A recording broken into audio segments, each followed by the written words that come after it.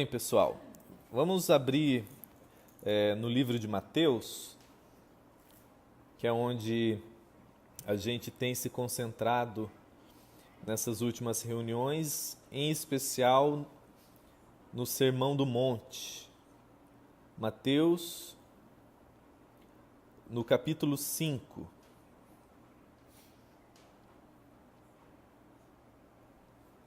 Mateus, no capítulo 5.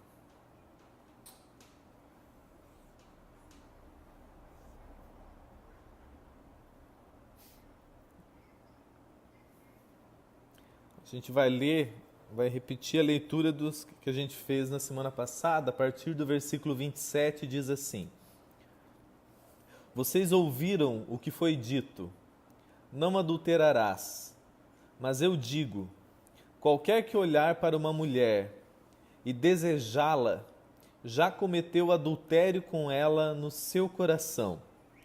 Se o seu olho direito o fizer pecar, arranque-o e lance-o fora, porque é melhor perder uma parte do seu corpo do que ser todo ele lançado no inferno. E se a sua mão direita o fizer pecar, corte-a e lance-a fora, porque é melhor perder uma parte do seu corpo do que ir todo ele para o inferno. Foi dito, aquele que se divorciar de sua mulher, deverá dar-lhe certidão de divórcio.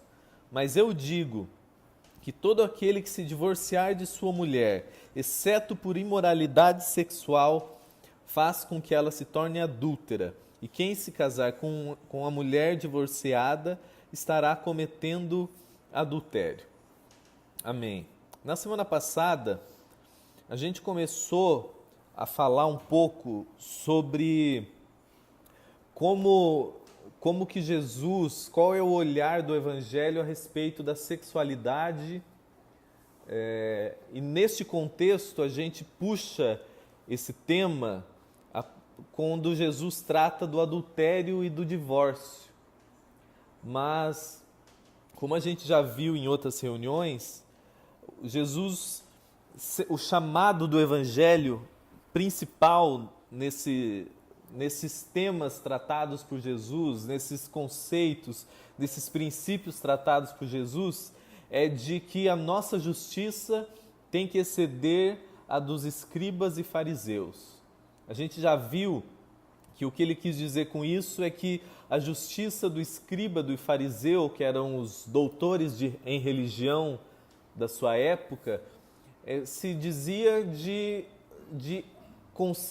exterioridade, de comportamentalismo, daquilo que eu posso mostrar para terceiros, daquilo que você vê eu fazendo ou deixando de fazer. E isso tem como base a moralidade, que significa a média da maioria, a média ponderada da maioria, seja de uma comunidade, seja de um ambiente religioso, seja de um povo, seja de uma época, que a moral, e a gente já viu que a moral de um lugar nem sempre é a moral de um outro lugar. Aquilo que é imoral em Balneário Camboriú, às vezes não será imoral na Alemanha.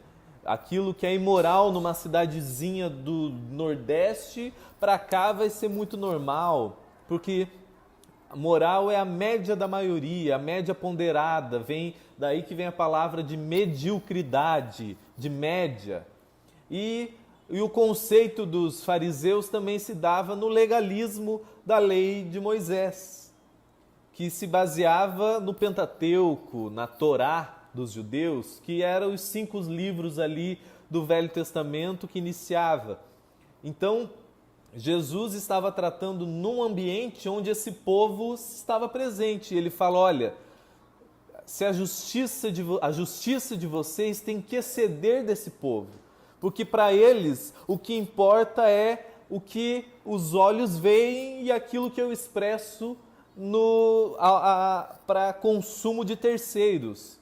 E é isso que sempre foi e sempre será o foco da religião, que é aquilo que eu impressiono o próximo, aquilo que eu mostro para as pessoas.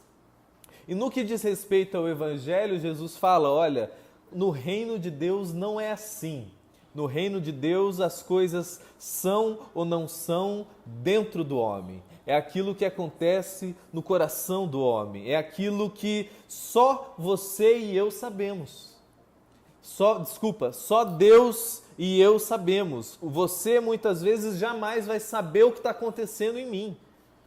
Às vezes, e ele começa o discurso falando do homicídio, que a ira é algo que ninguém vê. Mas ele fala, olha, aquele que deixa com que a ira cresça, esse já é um homicida. E ele vai para o tema do adultério e ele fala, olha, é óbvio para vocês e para a lei que aquele que adultera está em pecado. E ele fala, olha, mas no reino de Deus não é assim. O adultério, a promiscuidade, a lascívia, a perversão acontece na subjetividade, é no coração humano. E é aí que eu quero tratar.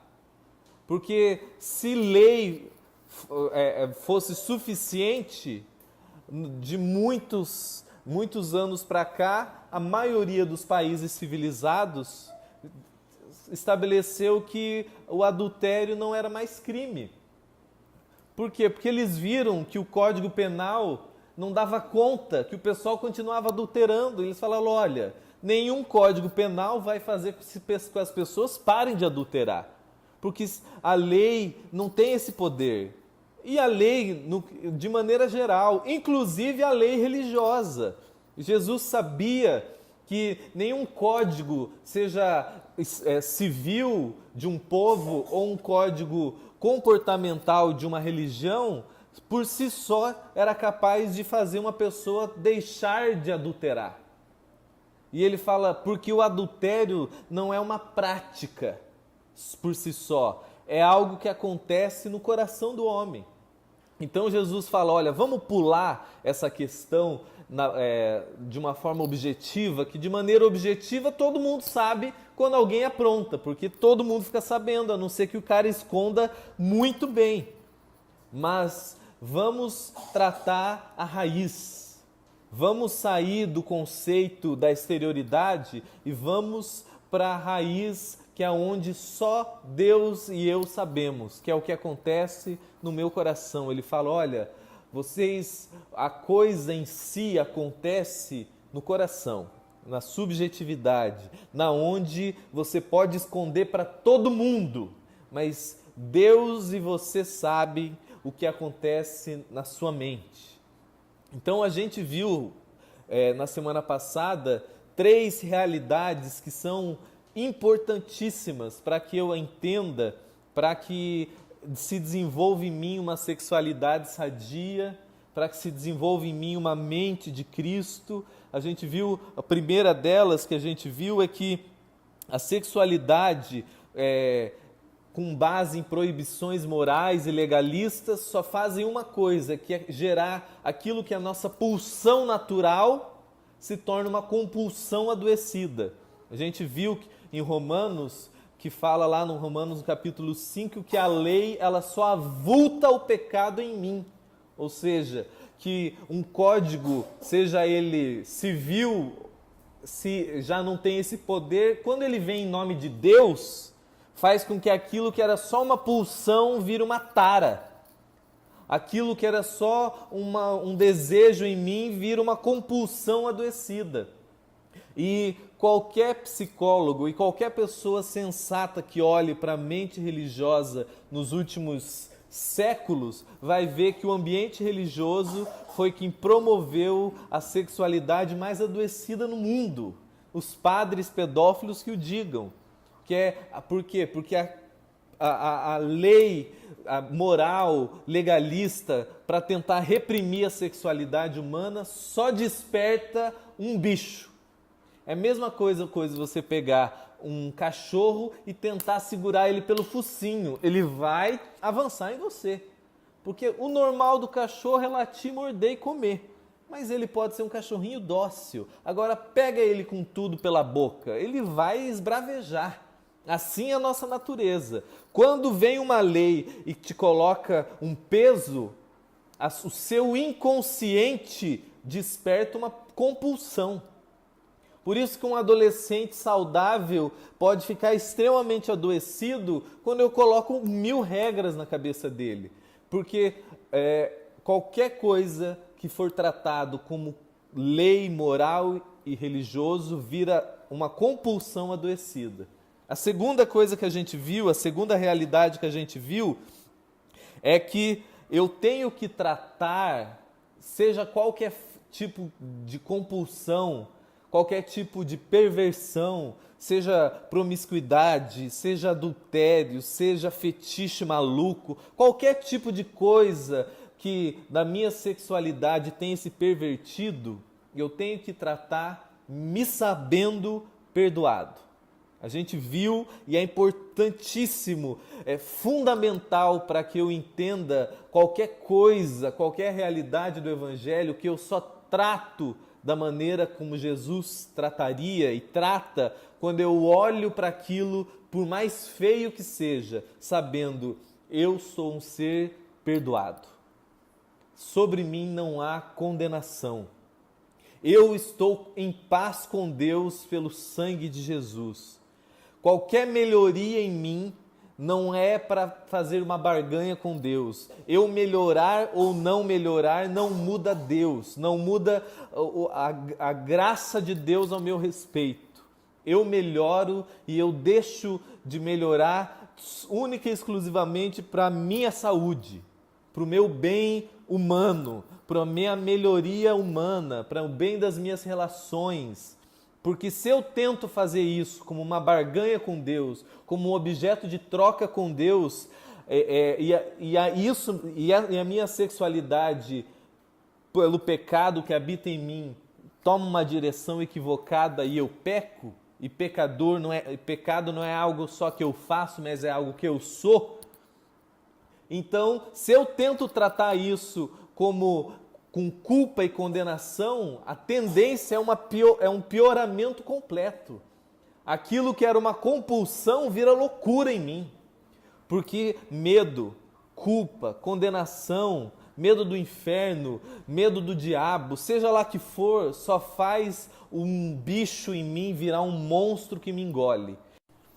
Então, eu só trato e eu só vou melhorar quando eu começo a olhar para qualquer tipo de conceito errado em mim, qualquer tipo de doença em mim, olhando, sabendo, não, está tudo ruim, mas eu estou perdoado. Esse pecado em mim não afeta Deus. Essa doença em mim não muda Deus. Eu melhorar dessa doença não afeta Deus.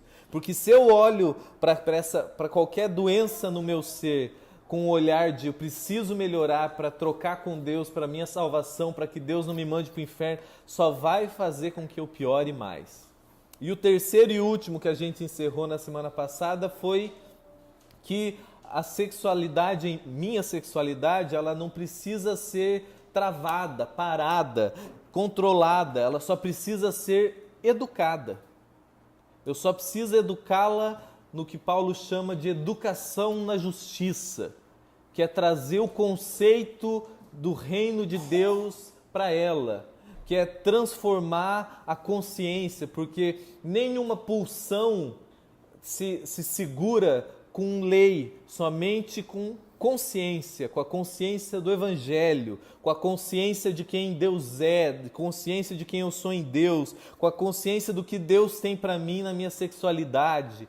Então, continuando, nós vamos ver o quarto princípio, que é importantíssimo e é uma condição fundamental para que eu me cure e para que eu me restaure e desenvolva uma sexualidade sadia, é que eu preciso fazer, a meu respeito, um mapeamento da cultura familiar, da cultura psíquica, da cultura orgânica da minha vida. Algumas coisas são importantes para a minha caminhada. Eu preciso buscar saber quem Deus é. Eu preciso buscar saber quem eu sou em Deus, perdoado, redimido. Glória a Deus. mas muito para que eu me salve, para que eu me cure, para que eu me restaure em Deus, eu preciso ter coragem de saber como eu estou hoje, na história. Uma das verdades que libertam é saber a verdade ao meu respeito. Eu preciso ter coragem com um olhar de graça, com um olhar de misericórdia, com o olhar de Jesus, perdoado, me sabendo perdoado para sempre, mas eu tenho que ter coragem de olhar para o meu coração e ver. Então, para que quando a gente fala de consciência, quando a gente fala de nós entendermos o conceito do reino de Deus, do Evangelho sobre a nossa sexualidade, eu também preciso ter consciência da minha condição histórica. Eu preciso entender que eu não sou nascido do nada, que eu vim de um pai, de uma mãe, de vô, de bisavô, de vó, de uma família, de uma sociedade, participei de uma escola. Eu tenho uma história. E essa história, ela tem uma influência muito profunda em como a minha sexualidade se desenvolveu. Quando Jesus tratou com aquelas pessoas, para eles bastava falar, olha, adulterou ou não adulterou. Foi ou não foi para os finalmente. Jesus falou, olha, isso é papo de religião. Comigo vai muito além do que acontece fora. Para mim o que importa é como se encontra a sua mente. Para mim o que importa é como se encontra a sua condição mental. Como acontece os seus processos mentais. Porque às vezes, pro lado de fora, eu vou ser uma Poliana, um Papa Francisco que todo mundo vai olhar e me admirar. Mas na minha mente existe uma Hilda Furacão, uma promiscuidade completa. Enquanto por fora as pessoas veem um santuário divino, por dentro existe um prostíbulo. Às vezes, no fato, eu nunca traí. Mas Jesus fala, o fato histórico não me importa. O negócio de Deus é a saúde humana. E a minha saúde, ela acontece em como acontecem os meus processos mentais. E os meus processos mentais são muito influenciados em como e quando e onde foi a minha criação. Por isso que eu falei para vocês que uma das realidades para que eu se desenvolva uma sexualidade sadia, segundo o Evangelho, eu tenho que ter coragem de encarar e de entender a verdade a respeito de mim mesmo. Eu tenho que ter coragem não de fazer a cura interior de igreja maluca, que o cara rola, se estribucha, faz regressão, ou quebra de maldições, que faz uma imposição de mãos e a pessoa acha que com uma oração a vida dela vai se resolver. Não. Eu estou falando que algumas coisas na nossa história vão ter um impacto muito forte em como nós somos hoje. E 3 delas que eu quero destacar para que você entenda é, primeiro, o nosso código genético. Você não é Adão que veio do zero. Você tem família. Você tem pai. Você tem mãe. Você tem vô. Você tem bisavô. Tudo isso está aqui, ó, correndo na minha veia. Os meus códigos genéticos influenciam em muito nas minhas pulsões sexuais. Você precisa entender, é importante você entender da onde você veio. Qual é a sua história, a história da sua família na sexualidade. Para quê? Para você achar que isso é karma? Gabriela, nasci assim, vou morrer assim? Não, mas para que eu entenda. Se eu apagar a luz, vamos dizer que está tudo aqui apagado. a gente fica com medo de andar, porque a gente não sabe o que está acontecendo aqui dentro. A probabilidade de eu tropeçar, cair, ouvir um barulho, me assustar, achar que é um monstro, é muito grande. Como que eu faço para limpar aqui? Como que você faz para limpar aqui à noite, Josi? Você acende a luz. Quando a luz acende, tudo tem as suas devidas proporções. Você consegue entender onde está a sujeira. Ali tem pipoca caída, você entende que a pipoca está ali e você vai e limpa. Você entende o que está fora do lugar para organizar. Assim funciona a nossa psique. Enquanto eu trato as coisas escondida, sem entender, sem saber de onde veio, para onde vai, por que as coisas são do jeito que elas são, as coisas que são, às vezes, muitamente genética, eu trato como um demônio, como um monstro dentro de mim. E às vezes, só para eu entender que o meu bisavô, que o meu avô, que o meu pai era um belo de um tarado, que a minha mãe tinha uma sexualidade enrustida, que na minha família o sexo era lidado de uma maneira quase que pervertida. Se eu entender que isso eu herdo na minha genética. E volto a dizer, eu não tenho que olhar isso como um karma de pronto, eu sou assim, acabou. Não, mas uma vez que eu entendo a verdade, a lucidez faz com que eu aprenda a lidar com aquilo. Eu falo, olha, isso daqui está assim por isso. Aquilo quebra o poder daquele mal sobre mim. O que é a terapia? O que Freud entendeu? Que muitas vezes a pessoa, em falando, só de organizar aquilo na mente dela, a pessoa se resolve, se cura. Porque é um princípio. A verdade me liberta. E uma das coisas que eu preciso entender para que minha sexualidade seja sadia é eu entender quais são as minhas heranças genéticas. A segunda coisa que eu preciso entender é qual é a cultura da minha família, qual é a mentalidade da minha família a respeito do tema sexualidade. Porque hoje muito do que a gente tem de informação é o que da nossa história é Globo. A gente não sabe como que a nossa família pensa a respeito, mas a gente assimila isso. Existe uma coisa chamada inconsciente coletivo, que muitas vezes faz com que a gente pense sobre algo sem que a gente tenha, por conta própria, pensado sobre aquilo. Você simplesmente herdou um padrão mental.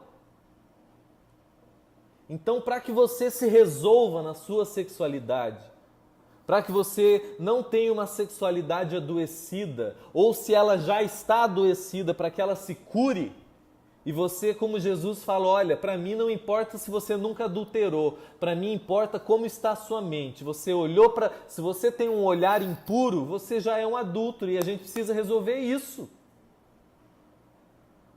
E para que eu me cure disso, eu tenho que ter coragem de entender como a minha família pensa sobre o sexo. O assunto com meu pai, com meu avô, com meu tio, a gente fala de uma forma pervertida? Ou não se fala?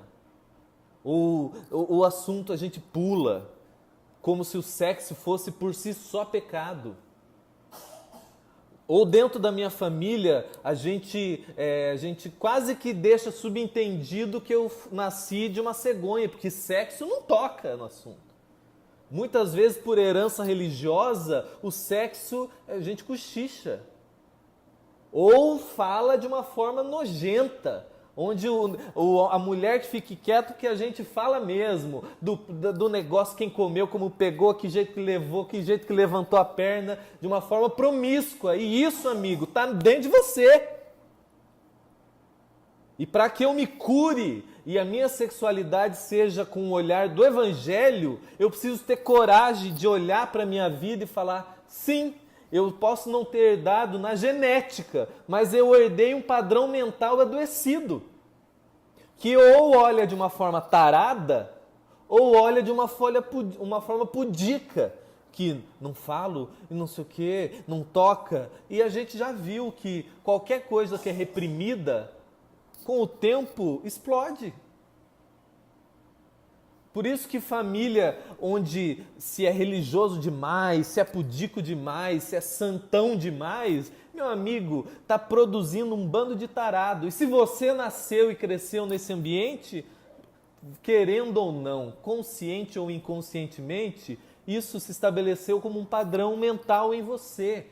E para que eu me cure e me salve disso, eu preciso reconhecer isto. Eu, por exemplo, eu não fui criado pelo meu pai e pela minha mãe, fui criado paralelamente, porque eu não morava com ela. Então, fui criado pelo meu avô e minha avó. Então, esse assunto não existia. Meu avô era delegado, machão, não falava nada. Então, como que eu fui entender sobre sexualidade? Na rua, adolescente. Então, tudo confuso. E com 18 para 19 anos fui cair numa igreja evangélica, onde um adolescente se masturbar é quase um inferno. Então estava tudo maluco na minha mente.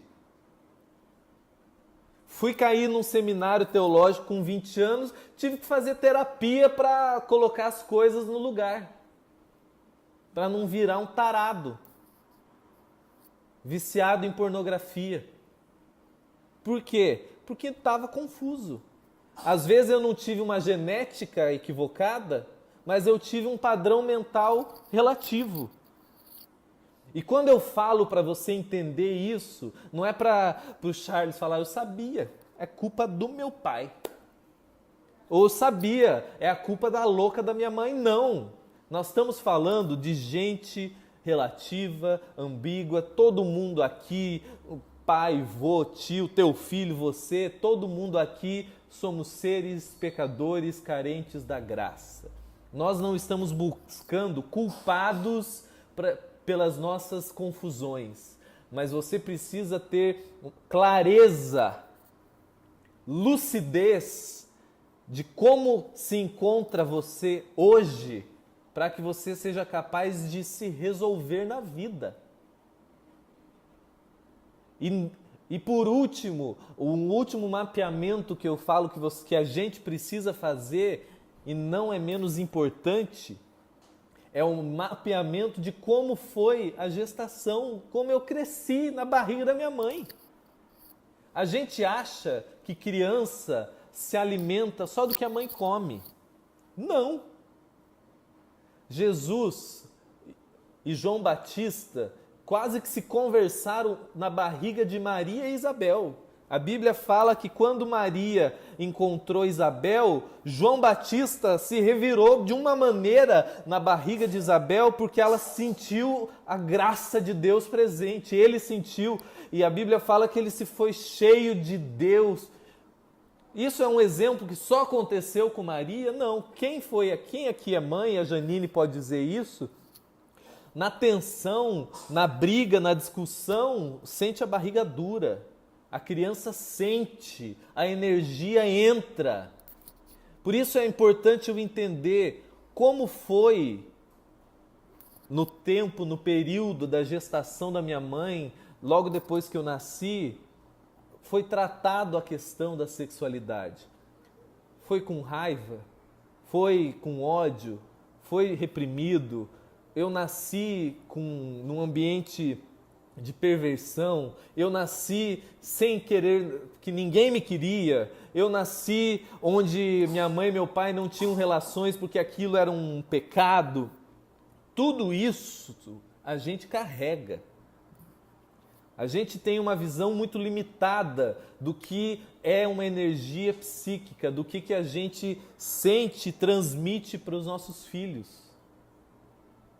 Se filhos, é engraçado quando eu e a Janine não estamos bem, seja um com o outro ou com a vida, ali se sente. Às vezes tem vezes que a gente está falando tranquilo, ninguém está berrando, saindo no tapa, mas ela chega, ela fala, calma. E ela tem 2, 3 anos. Porque a energia é no ambiente. Isso no fora, imagina dentro da barriga, onde está tudo ligado, veia, tudo. A gente nasce com um código, herdando coisas. Então, quando eu falo que Jesus deseja que a gente tenha uma sexualidade sadia, resolvida, tranquila, é importante que eu tenha lucidez de consciência sobre como eu nasci, o que eu carrego da minha família, como gênese, como código genético, como DNA, e o que eu carrego como padrão mental. Porque você acha que você vai crescer num ambiente de promiscuidade, de palavrão, de gente xingando, de gente... Ou ao contrário, num ambiente onde tratam o sexo de uma maneira quase que treme só de pensar no assunto, você acha que você vai sair ileso? Não.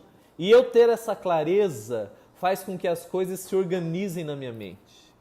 Para que uma vez que tudo se organize, eu comece a distinguir isso é certo, isso é errado, isso é frescura da minha parte, isso precisa ser vencido, isso é pecado, isso não é pecado, isso é saudável, isso não é saudável. Isso meu pai a vida inteira fez, na minha família isso é normal, mas não é normal, isso vai me matar. É normal eu ficar olhando. Todo mundo na minha família fala da vizinha, da bunda da vizinha, e olha a menina e fala e dão risada. Meu amigo, isso é idiotice, isso vai te fazer um ser pervertido. Na minha casa ninguém fala no assunto porque é quase que sexo é quase que do diabo. Não interessa se ninguém fala. Você tem que tratar isso com naturalidade, porque foi Deus que criou. Então, você entender isso por si só já vai te libertando. Então, quando eu digo consciência, que sexualidade não se educa com lei, com moral, mas com consciência no Evangelho, consciência diz respeito à lucidez. E lucidez fala de verdade. E verdade fala de eu saber a verdade ao meu respeito também. Eu preciso saber quem Deus é. Eu preciso saber quem eu sou em Cristo. Mas eu preciso saber como eu me encontro em mim mesmo. Qual é a bagaça do meu ser. Como que está o meu lixo interior para que eu seja lavado. Não para que eu olhe para isso tudo como um karma de poxa, fui abusado, ou poxa, minha família era promíscua, ou poxa, todo mundo era uns reprimido, ou poxa, e olha só como um coitado, não. Mas uma vez que eu enxergue aquilo com clareza, com verdade, aquilo vai perdendo a força dentro de mim. Qualquer bom psicólogo vai falar, é assim que funciona a psique humana. E Jesus deixa qualquer psicólogo no chinelo, porque o princípio vem dele. Então, eu saber a verdade ao respeito do meu mapeamento cultural, familiar e psíquico, genético, por si só, já desmonta monstros interiores que eu carrego, que até hoje eu não tive coragem de lidar. Então, um exercício que eu te encorajo a fazer hoje, ao ir para sua casa, tenha coragem de parar um minuto, de falar como a minha família tratou a sexualidade. Como eu fui concebido. Como foi a gestação da minha mãe. Como foi os primeiros anos da minha vida. Minha mãe teve depressão pós-parto. Minha mãe, eu nasci com a minha mãe já tendo raiva do meu pai, do sexo masculino. No início, como do criança ou adulto, o sexo na minha casa foi tratado como? Com promiscuidade, com pornografia ou com uma pudicidade religiosa de tudo é proibido. Só isso te dá um esclarecimento sobre a sua vida que faz com que então, entendendo isso, você venha saber agir sobre isso. E para a gente encerrar, o quinto princípio a quinta realidade que a sexualidade foi feita para ser desfrutado ao máximo num ambiente de amor. O que eu quero dizer com isso? A pulsão que você tem, que eu tenho, que todo ser humano tem, é uma pulsão sadia. Só um poste de ferro, uma árvore que não tem desejo sexual. Qualquer pessoa sadia, normal, tem tesão, tem vontade. Foi Deus que me fez assim. Eu sou um ser espiritual, à imagem de Deus, mas eu sou um ser mamífero. E a minha sexualidade, não somente ela foi feita para procriação, mas foi Deus quem me deu, que fez com que o orgasmo seja o ápice do prazer humano. E eu não sei se isso vai ser uma grande revelação para você, que tomara que não seja. O orgasmo não é diabólico, pelo contrário, é divino. Você ter um orgasmo é algo divino para você, para mim. E a sexualidade ela foi feita para ser desfrutada ao máximo num ambiente de vínculo de amor. O que eu quero dizer com isso? A gente já tocou nisso lá atrás, mas é importante reforçar agora. Nós temos, em especial na mentalidade ocidental, que herdou judaico-cristão, os extremos. Um lado, tudo é pecado. O marido não faz sexo oral com a esposa. E daí a mulher vai perguntar para o pastor se pode sexo anal. E daí a mulher tem vergonha de fazer no marido, quase ficar pelada. Imagine fazer sexo oral. E daí o marido não toca a mulher. E daí tudo entre eles é pecado. Só que, como a alma humana, a psique humana não tem essas pudicidades, uma vez que você reprima, amigo, você vai virar um taradão. Às vezes não com a sua esposa, vai ficar taradão com a vizinha. Às vezes não com o marido, mas você vai ficar cheia de tesão no cara da TV. Porque você não faz nada um com o outro, mas o seu desejo não adianta você querer reprimir. Então, o ascetismo religioso que se estabeleceu, infelizmente, até nos casamentos, faz com que o cara, a relação sexual entre o marido e a mulher ficou tensa. Quase que vamos lá, faz um negócio ali, está terminado, acabou. Tem mulher que morre e nunca gozou.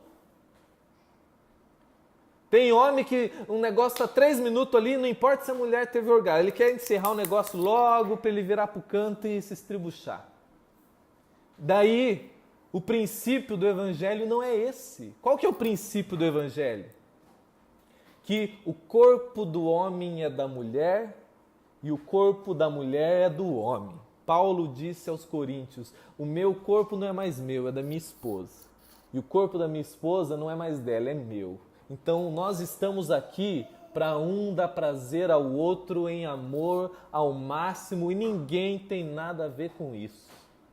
O que nós fazemos nós dois, ninguém tem que interferir.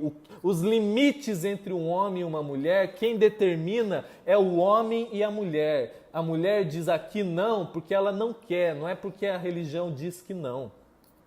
O marido fala isso eu não quero, mas porque eu não quero, não é porque Deus disse que não, porque o limite é físico e de consciência. Fala, não, aqui dói, então não quero. Tá bom, não. Não, aqui eu não quero, não me senti confortável, então também não. Mas é isso. Não existe um anjo com uma lista de regras que fala, olha querido, aqui não, né? Este órgão não. Esta posição não. Deste modo, Jesus não se agrada. Não!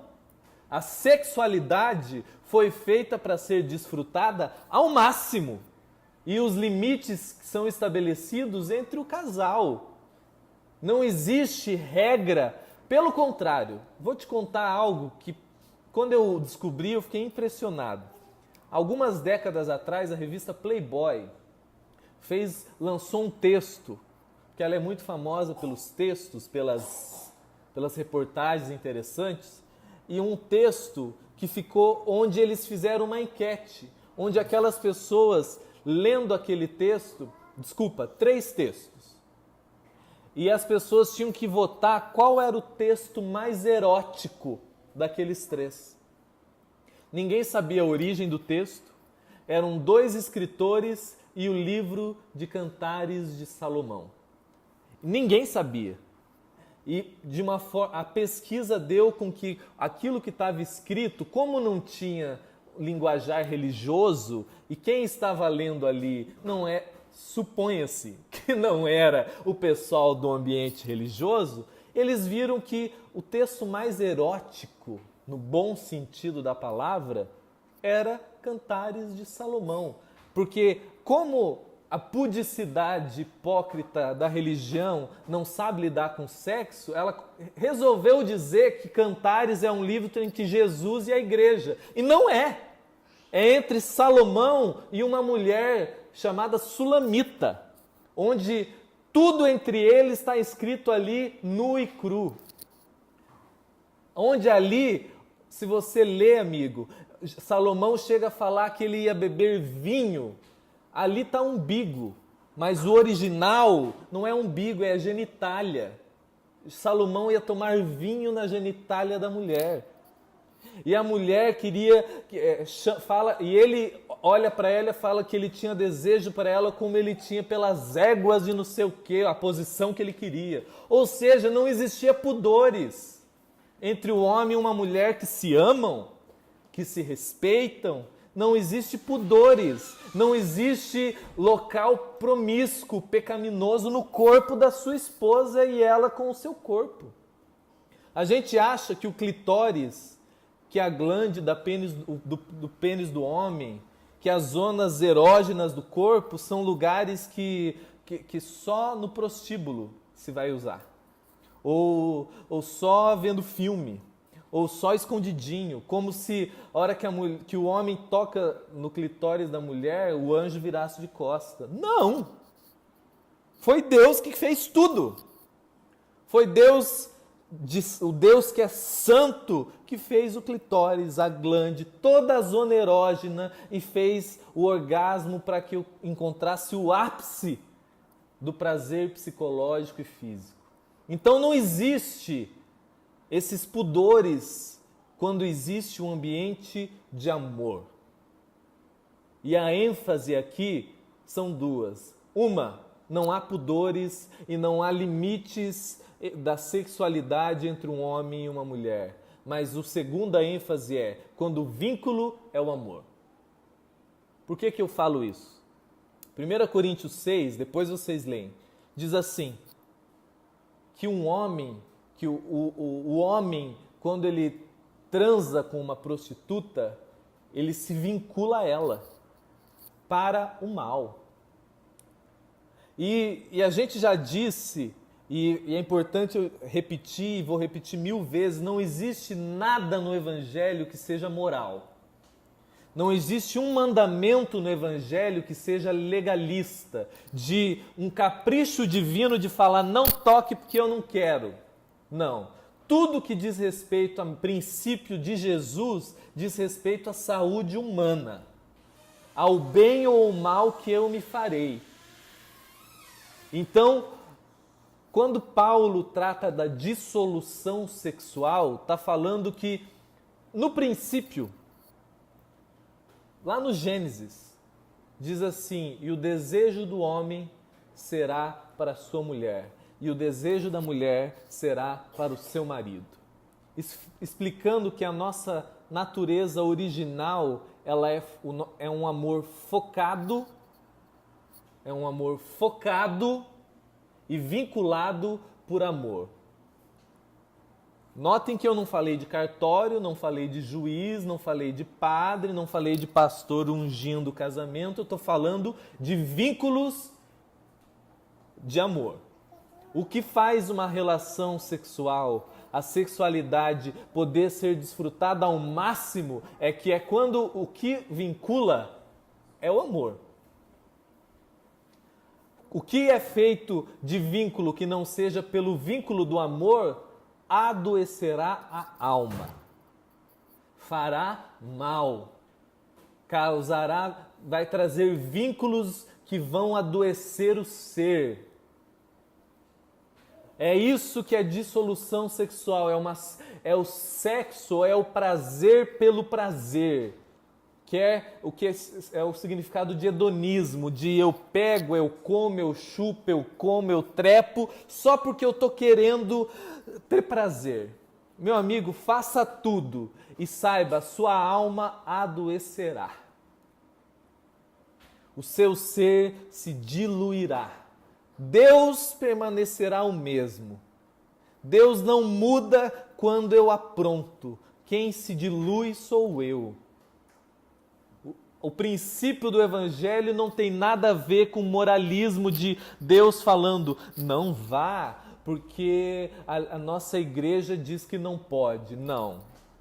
O princípio é, amigo, se você está indo só para usar o outro, se você está indo só prazer pelo prazer, sem que haja um vínculo de amor, que quer um desejo de crescer junto e continuar junto e dar prazer para o outro em amor, essa relação será adoecida e gerará uma troca de energia, de treva. Paulo diz assim, porque tudo que eu faço na vida, eu peco para fora, eu peco na existência, mas naquilo que diz respeito à sexualidade, eu peco contra o meu corpo. E isso vai muito além do cartório religioso, social, que diz, agora você está casado, então agora pode fazer sexo. Não! Tem muita gente que casa, principalmente no ambiente religioso, só porque não aguenta mais. O cara fala, vamos 2 meses, vamos logo, vamos casar logo. Não é porque o cara ama, que quer crescer junto, que olha para a esposa e para o marido e fala, eu te amo de todo o meu ser. Não, eles só querem transar. E daí a proibição religiosa faz com que os vínculos sejam ungidos pela religião, mas o desejo é um só, eu quero sexo. Daí faz com que aquele vínculo ungido pelo padre, pelo pastor, pela igreja, pelo cartório, seja promíscuo, porque não existe vínculo no ser. Paulo fala que o vínculo da perfeição não é o cartório, não é a igreja, não é o padre, é o amor. Então, a gente acha que quando a gente transa com alguém, sem amar essa pessoa, sem realmente amar essa pessoa, só porque eu quero transar, uau! Vai passar ileso, que se eu usar camisinha está resolvido. Meu amigo, está resolvido no físico, mas psicologicamente, espiritualmente, a troca de energia será para o meu mal, será para o mal do outro. Eu vou diluindo o meu ser, eu vou adoecendo o meu ser. Volto a dizer, não existe moralismo em Jesus, não existe moralismo no Evangelho. O que existe é princípio de vida, que se eu respeito, existe edificação do meu ser. Tanto que o texto que diz ali, em 1 Coríntios 6 é, tudo me é permitido, mas nem tudo me convém. Tudo me é lícito, mas nem tudo me edifica. O princípio que Paulo depois vai entrar sobre a sexualidade é, meu amigo, você pode pegar e comer e fazer o que você quiser. Porque o negócio hoje, o que controla ou não a minha existência não são leis, não é moralidade. O que tem que controlar o meu ser é a minha consciência do que me constrói e do que me destrói. E o que me edifica? Atos de amor, seja a minha doação com carinho para Jocelei, ou seja um ato sexual fantástico com a minha esposa, onde o que eu quis é ver ela chegar nas nuvens, mas porque eu a amo. E ela me ama, então ela quer que eu também vá junto para as nuvens. Agora, se eu estou querendo ir para as nuvens só usando o corpo da pessoa, não interessa quem for, Isso é pecado contra a existência do outro e pecado contra o meu ser. Não muda o céu. Jesus não treme quando eu traio. Jesus não treme quando eu desejo, quando existe na minha mente um motel ambulante. Mas sou eu que adoeço. É o meu coração que se dilacera. Então, para a gente encerrar, eu quero que vocês guardem e levem isso dentro de você. O princípio do Evangelho, o chamado do Evangelho é para a saúde humana. Não é uma cartilha de posições sexuais, uma Kama Sutra gospel de isso pode, isso não pode, isso levanta, a perna assim pode. Não existe isso no Evangelho. Pelo contrário, eu gostaria de te encorajar a ler cantares, a ouvir. Existe o Caio Fábio gravou em 2011 um papo de graça, desculpa, não é nem papo de graça, você escreve lá no YouTube assim, Cabra Macho Sim Senhor 2. É um estudo que ele faz sobre cantares. É voltado para homens, mas que dá para qualquer pessoa ouvir, a mulher, porque ele vai desmistificar o livro de Cantares e mostra a liberdade linda que um casal pode ter sexualmente, onde não há pudores, onde pode tudo o que o outro dê prazer ao outro, porque o que o meu desejo é dar prazer para minha esposa e o desejo dela tem que ser me dar prazer, e essa troca em amor faz com que o foco afetivo e sexual faz com que o ápice do gozo aconteça. Então não há esses pudores. E eu preciso ter isso em mente, que não tem no Evangelho isso. Quem inventou isso foi a religião. Isso é importante eu entender. Mas tão importante quanto eu entender isso, eu tenho que entender que o outro extremo do ascetismo, que é a banalização do sexo que existe hoje, faz com que a mente adoeça igualmente. Tão adoecido é aquele que diz que nada pode, adoecido igualmente ou até pior, porque a doença vai até para o físico, é aquele que acha que ele pode pegar todo mundo, transar com todo mundo, sem vínculos, sem desejo de afeto, de crescimento, de carinho, e achar que a alma dele vai ficar intacta, porque não vai. Isso é o que o Evangelho diz. Discorde disso e se arrebenta. Eu ir contra o princípio da vida, que diz que o desejo do homem será para a sua mulher, o desejo da mulher será para o seu homem, falando que a conjugalidade, o ápice da conjugalidade entre o homem e a mulher só acontece de maneira focada. Só acontece quando o foco de um é para o outro e nós nos amamos, e é assim que a nossa sexualidade será saudável. Isso é um princípio. Se eu me volto contra isso, amigo, é eu dar murro em ponta de faca e não querer me cortar, e não querer sangrar na minha existência. Só você conversar com um cara que come todo mundo, que pega todas, e ver como é o ser desse homem. Ele pode rir, falar tudo, mas ele tem dificuldade em vínculos simples. Num namoro normal, tranquilo, porque o negócio dele é o frisson, o negócio dele é o prazer. Não existe a simplicidade dos vínculos.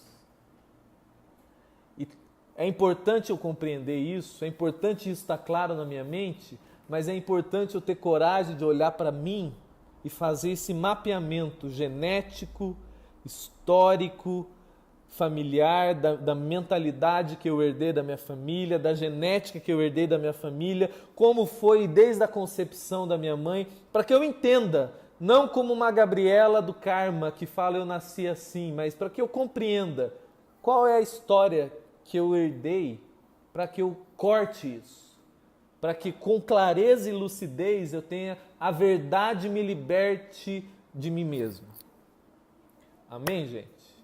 Na semana que vem a gente vai continuar, porque não adianta a gente querer falar quem pode ou não se divorciar, não adianta a gente querer falar se divórcio é certo ou não, por que pode ou não, porque esse não é o assunto de Jesus. O assunto de Jesus para mim não importa fora, para mim importa o teu coração. Porque a religião é que está se importando com só o que você faz. Jesus se importa com como você está por dentro.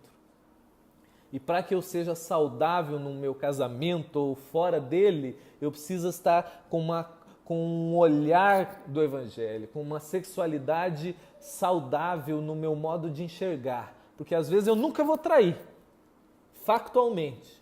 Mas o meu olhar é promíscuo, a minha mente é adoecida, minha sexualidade, às vezes vocês nunca saibam, mas dentro de mim existe um furacão adoecido e que isso vai ir para o meu casamento, de algum modo ou de outro.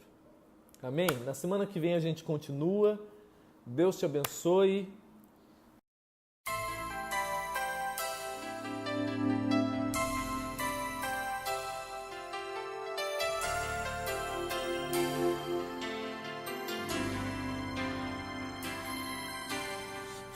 Sopra sobre nós teu sopro, reunidos neste ajuntamento, honre e santifique este momento com a tua igreja que é teu povo. Faz teu rio de paz correr no meio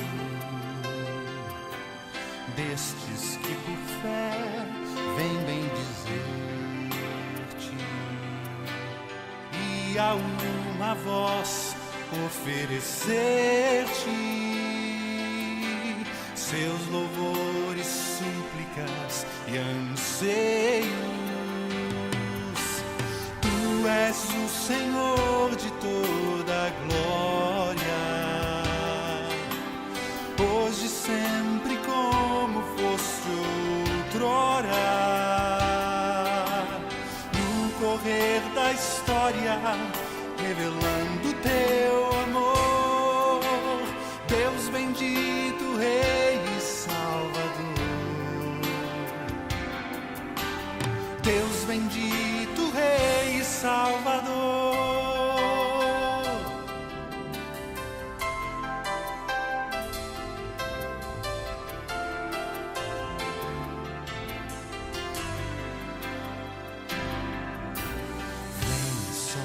Sobre nós teu sopro, reunidos neste ajuntamento, honra e santifica este momento com a tua igreja que é teu povo. Faz teu rio de paz correr no meio destes que por fé vem bendizer-te e a uma voz oferecer-te seus louvores, súplicas e anseios. Tu és o Senhor de toda a glória,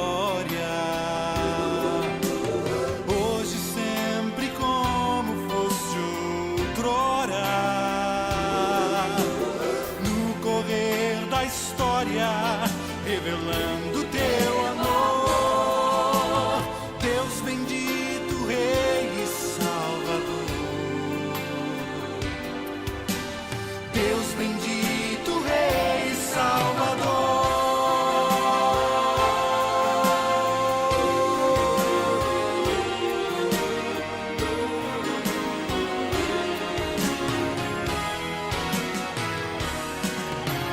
Tu és o Senhor de toda a glória, hoje, sempre, como foste outrora. No correr da história, revelando teu amor. Deus bendito, Rei e Salvador. Deus bendito, Rei e Salvador.